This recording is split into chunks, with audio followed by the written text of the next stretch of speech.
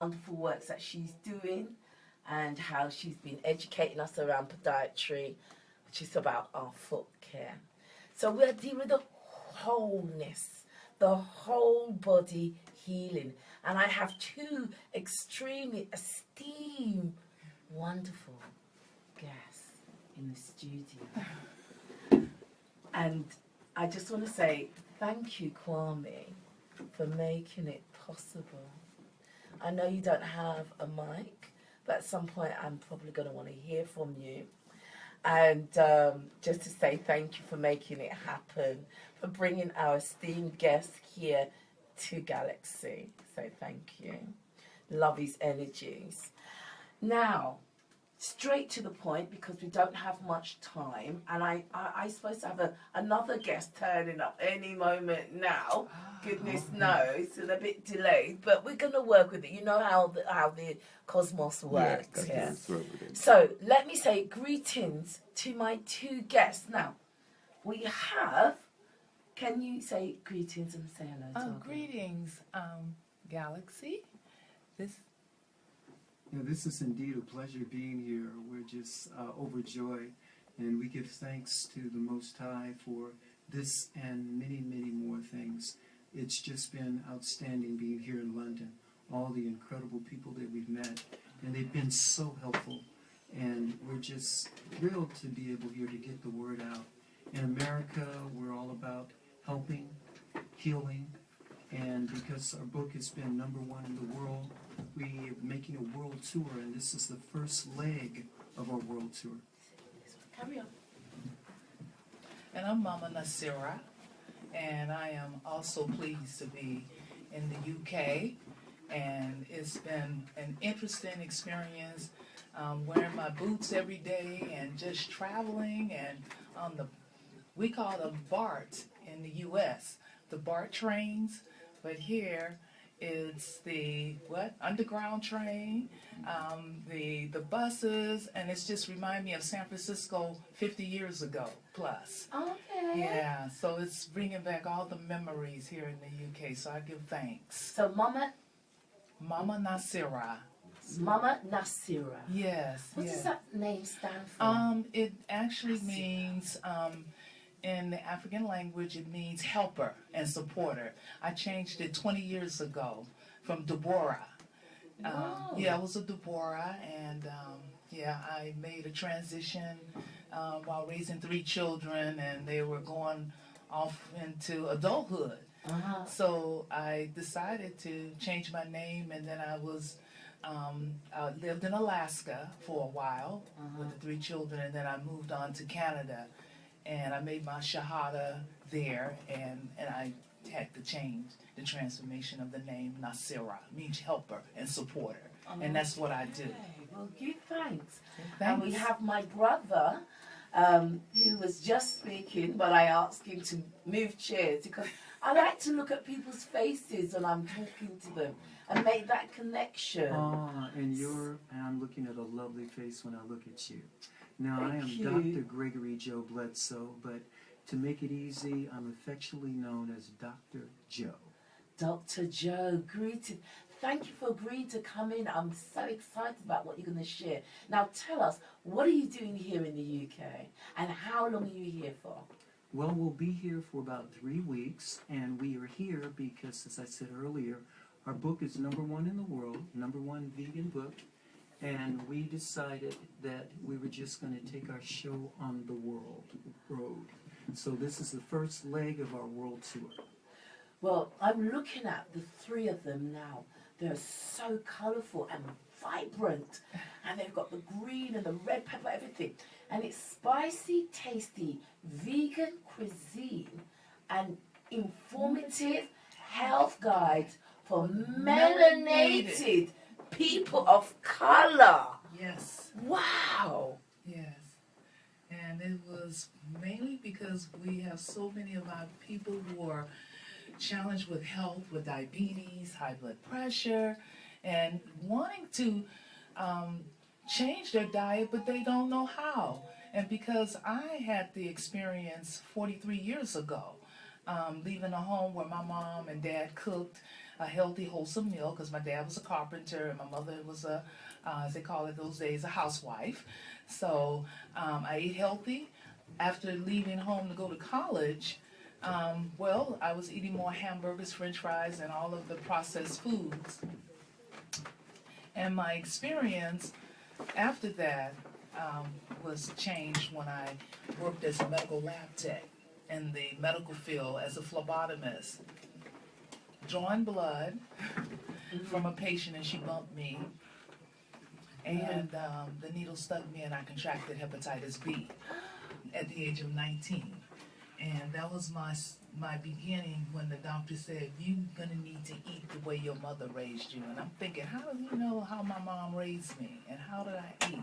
But through the blood test, you know, working in the medical field, you know, you have that knowledge of one's blood. So my blood was just negative in so many ways. And I just started traveling to the health food stores because at the University of San Francisco Medical Center, we had health food stores back in the 60s and 70s. So I had the opportunity to go and ask questions and learn and... Wow. So, you know, often it's when we are in a place of need. If you look at Queen Afua's story, Yes. you know, Dr. Selby's a story. If you listen to many of these practitioners' stories, they were unwell. And you know, necessity is the mother of creation. When you need to look after yourself, you then have to get the food that's going to repair your body and bring you to a place of wellness. And so, obviously, your story is quite similar in that respect. Because I think you that's- started at the age of 19, 19. having to look at what you eat That's right. and how it impacts on your body. And how I had to not eat other people's food. I was eating at the McDonald's and doggy diners and in the Mexican foods, and they had all the eat grease and oils, and we didn't know the difference. But I started preparing my foods because I was the oldest of 6 children. So I learned how to cook from great aunts, and I came from the Fillmore area in San Francisco where we had a community. It was, I think San Francisco was the west coast of, what was it, the jazz of the West Coast. It was, there was a special name in the 50s when our parents used to go to all those jazz, you know, concerts, the Fillmore Auditorium and so forth. Well, give thanks. Yes. Now, Dr. Joe, please tell us about your journey to wellness and why you started this crusade Well, and wrote the books. Well, a lot of it had to do with my passion and love for my people. I have been a teacher and educator for 30 years after graduating from law school. And with my students and their parents and my friends and my relatives, we were dealing with a list of things from the gout, heart attacks, strokes, on and on and on and on the list went. And a lot of it had to do with just lack of knowledge and information. In America, we have this marketing that is just over the top. And they had us believing that vegetable oils, it sounds so healthy, doesn't it? Vegetable was so healthy. But we did not know at that time that whenever you take vegetable oils, the soy, the canola, the safflower, the corn, all of those clear-looking oils, they have omega fats in them. And when you heat it up to a certain temperature, as you do when you refine the oils, they turn rancid or spoiled, but we don't smell it because they put in chemical deodorizers and other stuff. So we end up with more inflammation, pus, and mucus. And the same with the soy. And I'm sure you're aware of the soy, but with us, it came out with a big bang as a healthy alternative to the meat. And a lot of us jumped on the bandwagon. I mean, we had soy cheese, soy burgers, soy hot dogs, soy. We sell a lot of soya stuff in the shop. We sell soya chunks. I mean, the shop is open to all people, melanated as well as white people. So we carry a whole range of organic food produce. Yes. Well, so 2 things that should come into play here. Number 1 is the difference between fermented soy and unfermented. Originally you had the Asians, Chinese, Japanese, the poor peasants and farmers, they could not afford the meat. So they took the soybean and they learned how to ferment it. And by doing that process, they were able to neutralize a lot of the contaminants in there. Now, the marketers took a hold of this and said, look, those Asian people are healthy. They don't have the health challenges that we have. So you should be eating the soy. But what they did not tell us is that we were eating the unfermented soy like the tofu. And the soy, because of the contaminants in there, they block the intake of a lot of minerals, vitamins that you would normally get. In our book, we have several stories. One is the story of a girl, was she 2 years old? Yeah. Yes, She went to the dentist and she had a mouthful of cavities. And her father's like, what's going on? Well, he had switched to soy. And it blocked the uptake of things that you needed, like calcium and other things. So she ended up with a lot of cavities. We also had another brother who switched from the regular cow's milk to soy milk because that was what he thought a healthy alternative. And after a few months, the brother looked in the mirror, he said, and he had breasts. He said it was about a size C cup. And, of course, the brother was, a little distraught. He did his research, and he found that it was a soy. He discontinued, and soon afterwards, his breasts were gone. Wow. That is amazing, because they have advocated that this is healthy for you. It's a healthy alternative. And not thinking about all those aspects of it. Now, you're on tour for the next couple of strongs. You're going to be doing a workshop at Suffolk Organic Health Centre. Why is your book such... I mean, I've been told that you actually prepare the food, create wonderful dishes. If you ask my king man, he will tell you, I love my food. So I'm looking forward to the creation of the food. Now, your book is very vibrant looking. What's your food like? Oh, well, we have over 70 testimonies in each of the books. And we have other people that tell us how delicious the food is. And we look at it as a delivery system with the herbs and spices to help them get healthy. That is why we've had testimonies of those that had cancers, diabetes, and a list of melodies. And now they are just singing the praises. Now, believe me, my wife is the best vegan chef on the planet. That's a compliment, sis. It is a compliment. It is. And, I'm not the only one saying that. And we all know that it's a sorry dog that can't wag his own tail. But even though my wife has this wonderful way of cooking and developing the dishes, her food is no better than the water used to prepare it. That is why we are distributors of multi-pure water filters.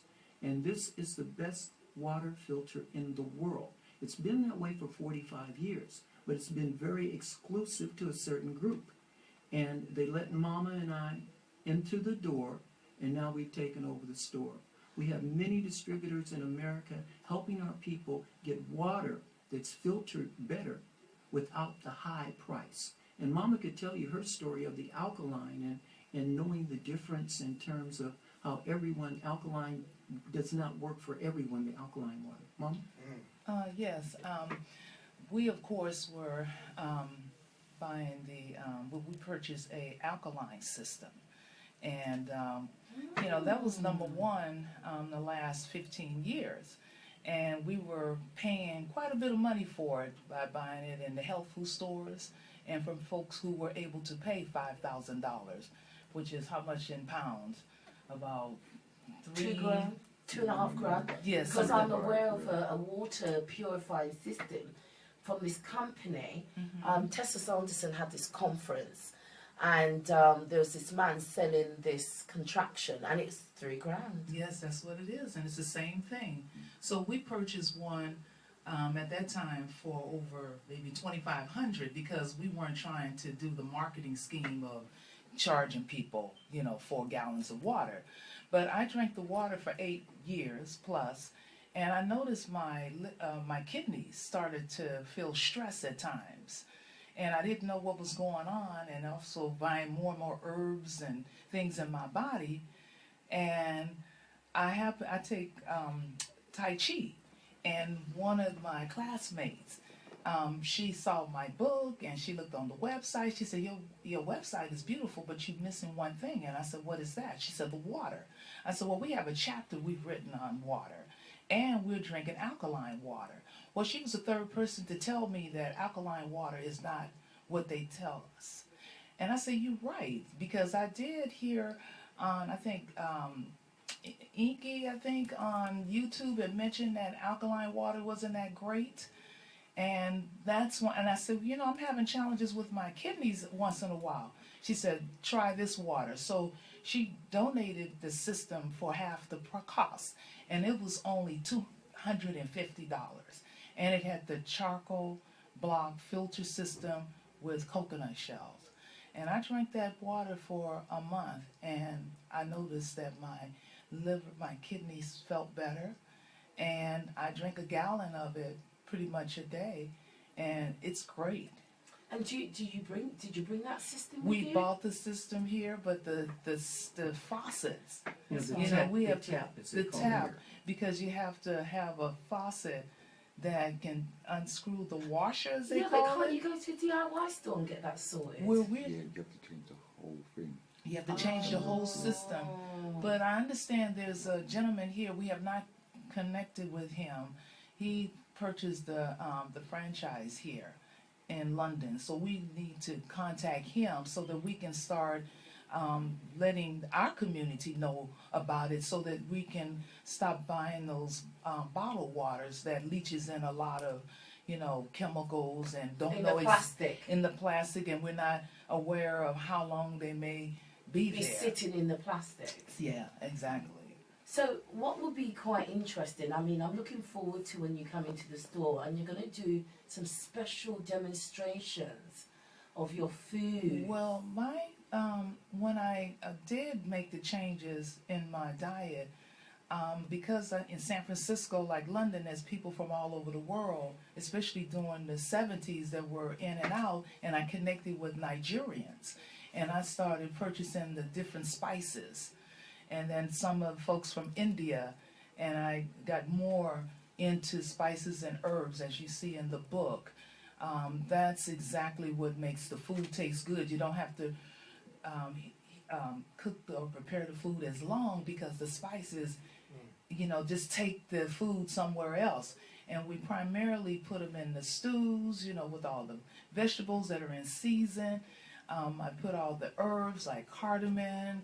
We start with the different seeds, and we saute them in the coconut oil. And I just have a great time. And, you know, I put some in my wok, and I stir fry it. I may roast the eggplant, and may do the same with the squash, and I may add some of that into the stew, and I may, you know, I just do creative things. And for my desserts, I do plantain and saute that in the wok with coconut oil, pineapple, fresh. Everything is fresh and organic to our knowledge, because we deal with certain farmers. And I put in maybe the cloves there, you know, cardamom, and, you know, I just mix it all up.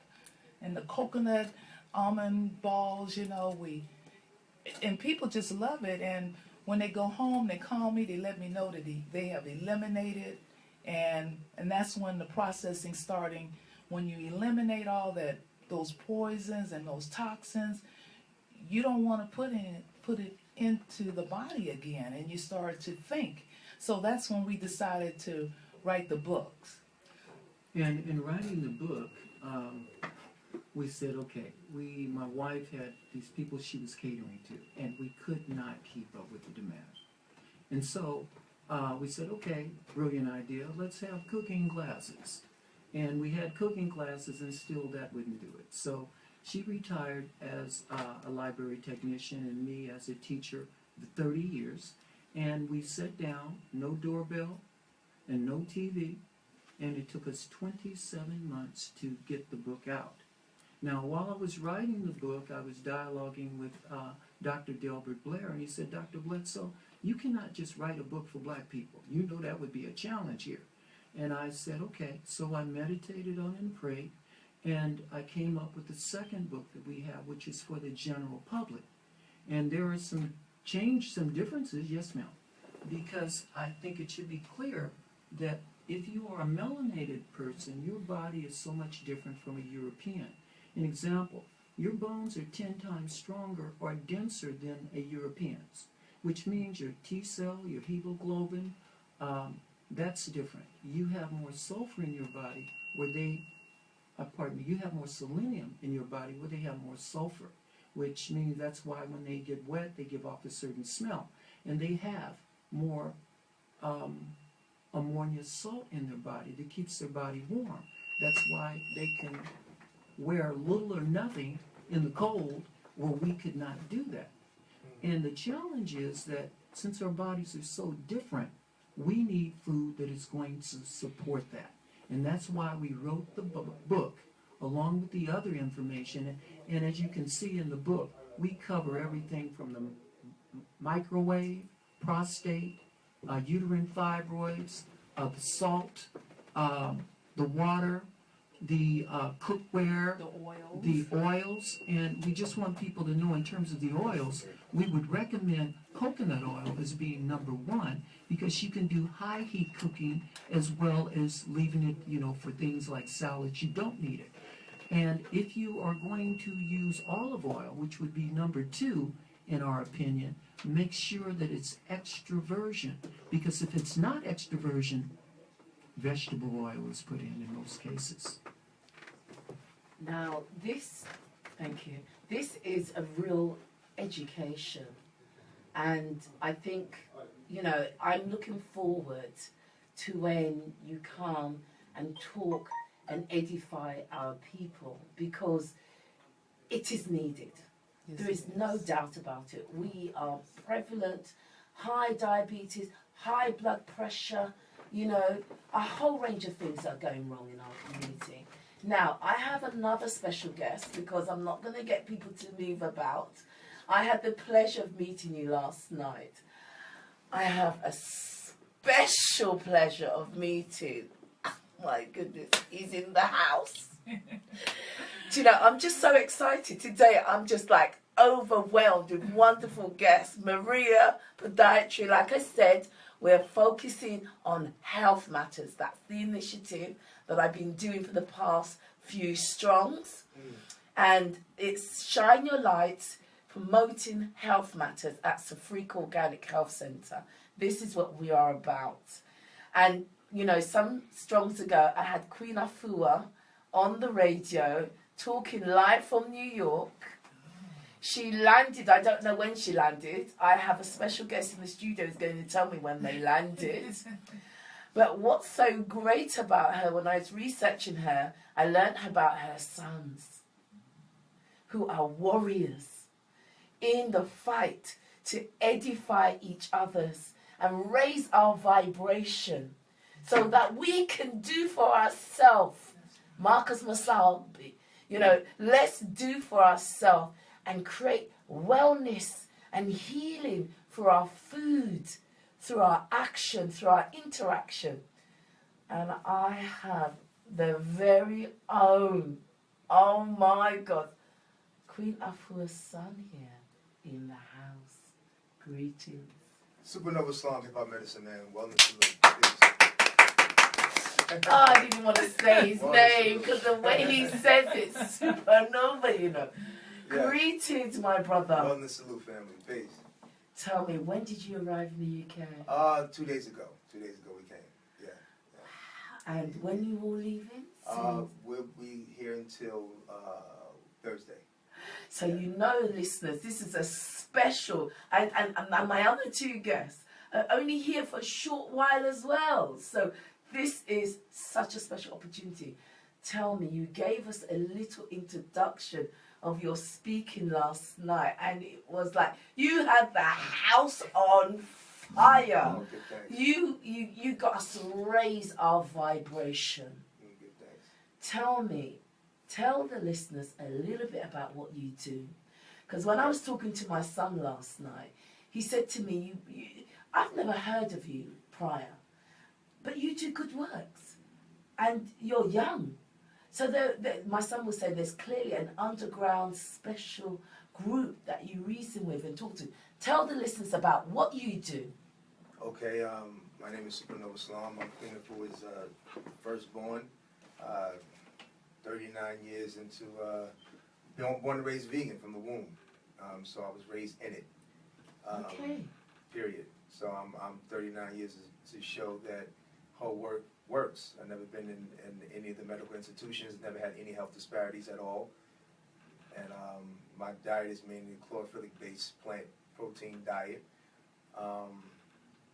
And what else? I'm a best-selling author. I have a book called The Remedy. I wrote my own book. And it's pretty much I call it a green print for my generation, and giving them tips of wellness that they can implement, even if they're not necessarily trying to be vegans, just really implementing more whole foods into their diet, because a lot of times, you know, the generation I'm part of, hip-hop generation, they just really, everything's fast, you know, fast partying, drinking, drugging, smoking, there's all types of stuff going on, but there's a shift in consciousness as far as wanting to implement more whole foods, you know what I'm saying, because we lost quite a few rappers in the last 10 years in the industry, but health disparities, you know, we lost Heavy D, heart attack, from the famous rapper Heavy D. We lost famous rapper Nate Dogg, he had 3 strokes. We lost Tribe Called Quest's own Phife Dawg, he had diabetes. Jay Dilla, kidney failure, and the list goes on. Big Punisher, obesity. And so, you know, sadly enough, you know, this platform is even more strengthened for the work that I'm doing as a hip-hop artist and also as a medicine man, and using my medicine ministry to educate my generation. But I've been doing it for many, many years. I've been doing it when it wasn't popular. You know, I've been doing it, started doing it in the 90s, you know what I'm saying? I'm only known for a film I put out about 15 years ago called Holistic Wellness for the Hip-Hop Generation. It featured Erykah Badu, Dr. Africa, Dead Prez, Common, and others. And it was the first film ever bridging hip-hop and holistic health, and just trying to use it as a platform to entertain. And yeah, you know, I've been doing this work for a very long time. Sounds like you've been really busy. Yeah. What's interesting, next week, Tuesday, for the men, you're going to be doing, your brother and you're going to be doing... My brother's doing the Men Heal Thyself program for the brothers, yeah. Because last Strong, I played a clip Okay. from Queen Afua, an interview, where she was talking about her book, Man Heal Thyself. Right. And I think what's so important about that is because a lot of the disorders that is happening, like prostate cancer for men, are impacting on our men in a massive way. And it obviously impacts on the family unit, you know. And a lot of our men do not talk about these disorders. Right. You know, a lot of them are ending up at the GP, the general practitioner, very late in the disorder because they don't go to their doctors. They don't trust the Wazungu doctors. Yeah. So what I found that's so interesting about what you're doing, it's about the man taking the initiative and control and responsibility for his health. Well, you have to. I mean, I think the way I hit it with the brothers is, you know, establishing value. They have to know that they're valuable. And if you're valuable, then you do the things to build your value, build on the value, then to do things to sustain your value. You know, so if you're disciplined enough to know that there are going to be things you have to implement to maintain that value, and you recognize it's not something outside of you, it's something that you know that you can own for yourself, then that is the first step to get brothers connected to themselves. You know, a lot of times the male principal is focused on being a provider, so his actions are always articulated outside of himself. He's always trying to get a job.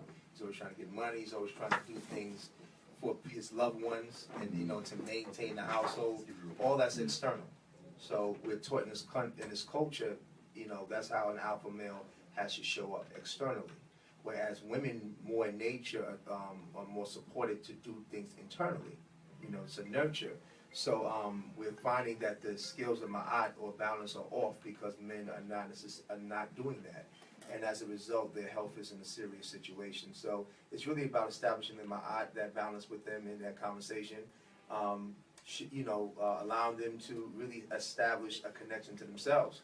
In that conversation, you can still show up and do your work responsibly as a man and be a provider. But first, you have to provide and show up for yourself. If you want to be your optimum self on this planet, you have to show up for you.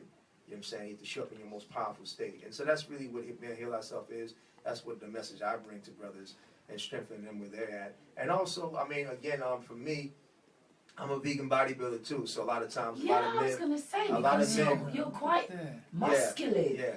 A lot of men, and can I just quickly say, hip hop medicine man, hip hop has a very male orientated spirit. Right. And what's so interesting is that hip hop medicine man is quite a unique concept. Well, that's who I am. I mean, I'm a hip hop artist and I'm a medicine man. So it's a little more than just a tagline. I mean, that's my life. That's how I was raised. You know what I'm saying, to be of service.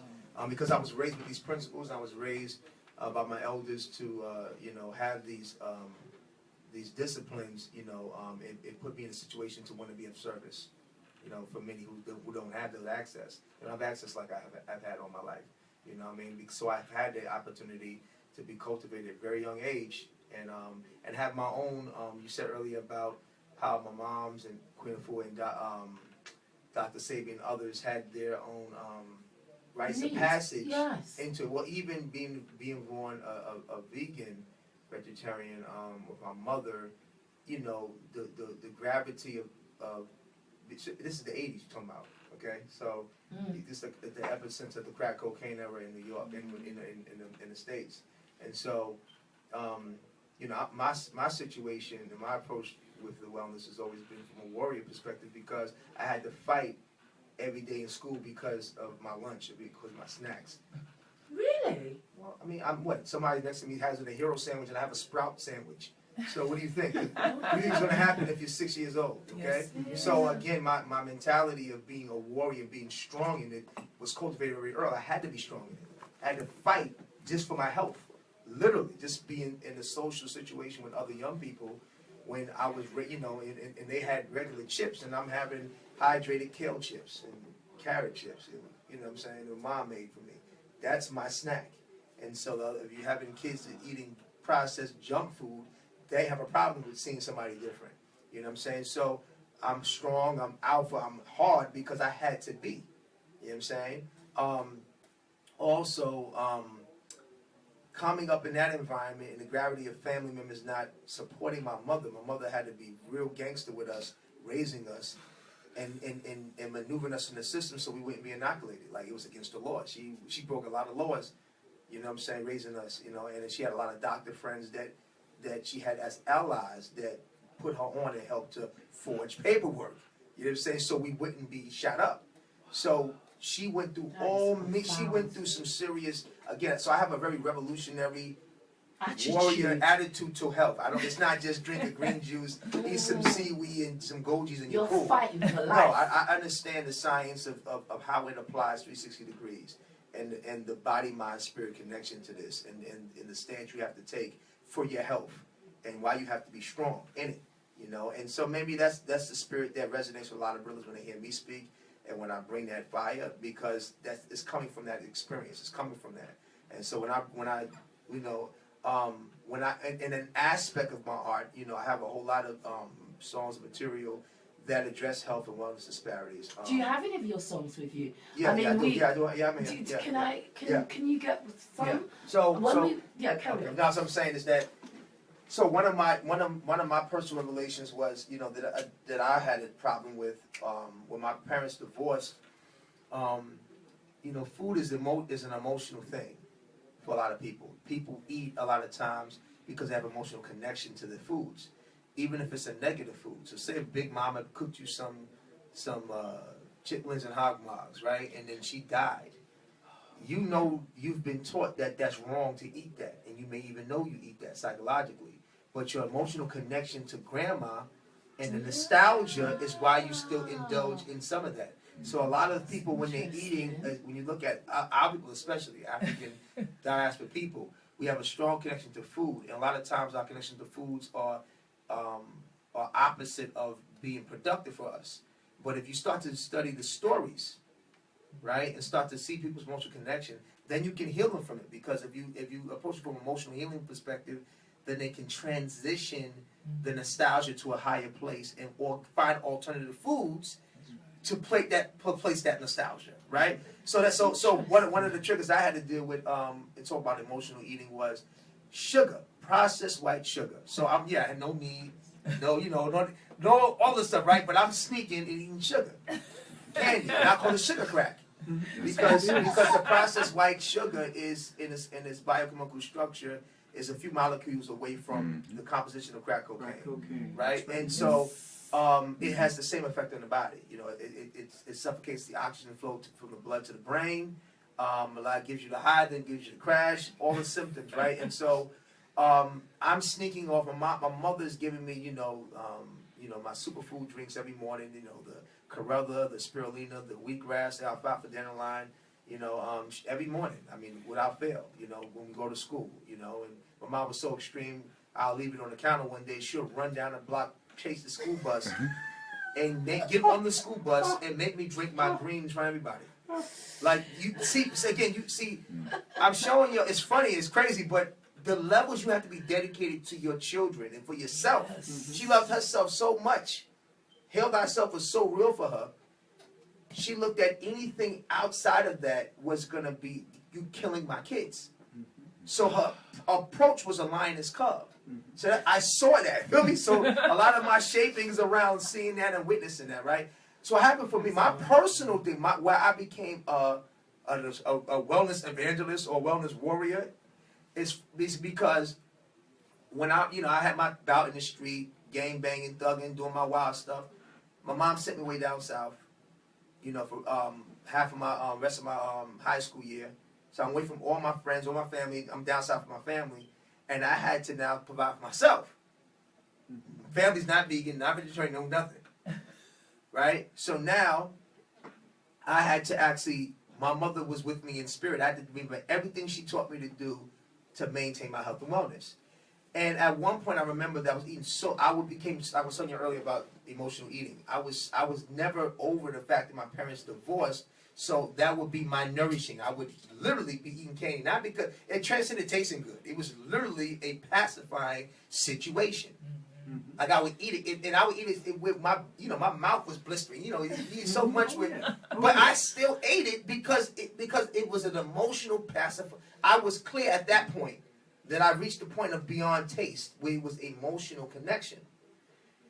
Now my skin's breaking out, which is gonna be not good because not gonna mess with my girls. Now you messing with the fact that the girls looking at me. You know what I'm saying? So now you messing with my skin. My mom, I'm not doing what my mom was having me do. So I say, wait a minute, what did my mother have me do every day to clear up my skin, my addictions, everything? And I said, I gotta heal myself. I got a gallon of distilled water. I went to a local herbal store. I'm not sure if you know Brother Iris Latham, you know what I'm saying? One of our big Southern food, live foodist chefs. His brother at the time had in North Carolina had a store, a herbal store, and I went there and I got all of the plant proteins, the Corella, the spirulina, the alfalfa, the dandelion, wheatgrass, the blue-green algae, all of them from the sea into the land. And I was extreme. I took a half like about 2 tablespoons full of each, along with half a tablespoon of ginger, and I put it all in that gallon. And I drink that every single day, 3 times a day, a gallon a day. I remember that my mom said a gallon of water, every human needs a gallon of water anyway, just need to be hydrated, whether we drink it from morning to evening. That's right. So I took the whole gallon, and it was chlorophyll based. Within 72 hours, I had no craving for sugar. My skin cleared up. And I just said, wow, I seen it. I healed thyself. Because I was forced to. I was by myself. So I had to. But then I just kept doing it. Every day I said, what? I'm just going to keep doing this. The more I did it, more energy I had. Everything my mom, it's like I took my mother's model and I just supernovaed it. You know what I'm saying? And now I'm down south and everybody's like, what are you doing with this gallon? What are you doing? And I said, well, so the term I coined was that I'm a chlorophyllian. I'm not a vegetarian, because what my observation with most vegetarians or vegans was when I would go to the health food stores, their carts were mainly filled with starches. So I was like, really, you're a starchitarian. You're not, and I talk about this in my book, The Remedy. You're not you say you're really a starchitarian masquerading as a vegan or a vegetarian, because your mainly diet is mainly breads and pastas, and which I'm not knocking, but I just had to distinguish myself because I knew that was not going to work for me at the time. And chlorophyllian was much more my paradigm, only because I was eating more plant-based things between the gallons of the greens and really trying to clear up my life like that. And so that became my ministry. That became my wellness ministry. I came back down south. I was born again wellness warrior. Told my mom about I'm a chlorophyllian. I'm not a vegetarian. And I got her hype about everything she taught me. I just took her model and just went out of here with it. And that let me supernova it. Yes, and that led me being meeting Erykah Badu, which is today 2016. 20 years. I've known her for 20 years now. I met her a year before she came out into the world. Her first album, Baduism, Erykah Badu. And I went on the road as her wellness coach for those first 3 albums. And so I pretty much was like a male doula for her and Andre 3000 for their Son 7. Because I'm on the road giving them the same thing that I'm doing me. You know what I'm saying? Pretty much keeping them on a chlorophyllic lifestyle, you know, and all the entertainers I would come across. And so the hip-hop medicine man concept came from people kept calling me, you the medicine man. You know, you hip-hop medicine man because I'm a hip-hop artist, but I'm also, you know, doing the services of medicine man. You know, so they just, hey, man, you the medicine man, you always got these remedies, you know what I'm saying? So that stuck. So so besides being a hip-hop artist and on one level, I really just continued to develop the ministry around wellness, you know what I'm saying? And I would bring it to people in the industry and, you know, folks in my hood that was gang banging. A lot of the brothers that was in the streets, man, you know, they was sick. Man, what you doing, man? Your skin's glowing, man. You looking healthy. And I just give them the remedies. They are mainly the chlorophyll-based remedies. You know what I mean? And I turned into the documentary, which would turn into the book, which turned into music, which just turned into my whole life, incorporating wellness into, you know, everything that I'm about. You know what I'm saying? So that's my person. Again, it's I share that story with everybody because it's assumed just because I'm her son that I didn't have my own, you know, revelation of waking up. And no matter where you grow and where you're from, you're going to have your revelation of waking up. You know, there's a famous film came out in the 80s called The Last Emperor. And the powerful thing about The Last Emperor was that The Last Emperor was of royalty. It was the last one of royalty, raised in all those principles, but he had to go learn how to now be royalty and merge with civilian lifestyle. And what that was like down in Imperial, you know, in China, going from, you know, royalty time to just its political time, you know, and so we all have our rites of passage. We shouldn't assume one's journey because someone's like this, you got it like that. It's really about what are you here to do with your work, you know, and what story spoke to you to transform you. So I electrified my mother's input in me by me healing thyself. Like you're saying. And, do you know, it's fantastic the story that you're telling because everyone has their own journey. Everyone has their own story to tell. And your own rites of passage. And so therefore, you know, your mom created the atmosphere and the environment that nurtured you to come forward. Now, the first couple of tracks you heard track 4 is called Taste So Good. It's a powerful track because most black folks, like, you know, when you tell them about health and wellness and transforming their diet, and you give them something green, and you give them something well, you know, you like the mother here has a wonderful meal. The first thing a regular black person's gonna be like, how it tastes. Does it taste good? Right? So they're gonna question you and drill you about taste. Ew, I don't know. Is that taste how it tastes? And the minute they taste, they love it. You know what I'm saying? Well, that's the thing. So the song is called Taste So Good because it takes you through an objective journey that people, no matter what they are going through, they are so connected on taste. That's right. Do you know? They would rather stick with the disease and stick with the being out of order just because of taste. You know that, and that's why I showed y'all my testimony about how I had to overcome the sugar crack. You know what I'm saying? And as you put that up, the powerful thing I discovered about chlorophyll, it's the opposite of the crack. Yep. Yes. It's the complete opposite in the structure and what it does to the body. That's right. And that's why I became such a proponent of it, because as a superfood, you know, it's because I myself, besides growing up in it, saw what it did for me and how it in days it reversed the addiction, and it put the oxygen back into my blood that was being robbed. I literally saw this as a teen. I'm doing my own little science thing like to myself, and so the ministry was just for me to get healed, you know, and it just so happened to be taking it on. Others observed that I just would share, but I wasn't trying to convince nobody. I just wanted to share my testimony because I was so fired up about how I was able to take the sugar crack and transcend it, and really get into the science and the conversation of the chlorophyll. Have the conversation with the cell foods. You know what I'm saying? How it's rebuilding everything inside of me, and really, really having a deeper connection with that. So it's been a journey. Whoa. Well, we certainly appreciate it, and I think it's remarkable that young people like you are like shining stars to bring in others and help them to change their life. Now, Mama and I, we've been on the road a while. Right. You know, I've been a vegan vegetarian for over 44 years. Wow. But, just looking at you and seeing your vibrance and seeing the road you're doing, we salute you and we thank you. And our love and our prayers will be with you, because you'll be able to touch even more than, say, Mama and I with the world's best book out there, because you're dealing with the younger generation. Some of the old fogies, they won't be here long. Right. And some might say, well, okay, well, then that means they're going to clear out. It's up to, it's a blessing about the youth and the elders is that we have to reestablish the link. Yes. Because now, I'm supposed to be taking what you and Mama are doing and continuing to iterate. And the body, and that's what I love, is that my mother kept me around amazing elders to have that bond. That's why I'm always fired up to be of service to my generation, because I have elders like you all who are awesome on the journey.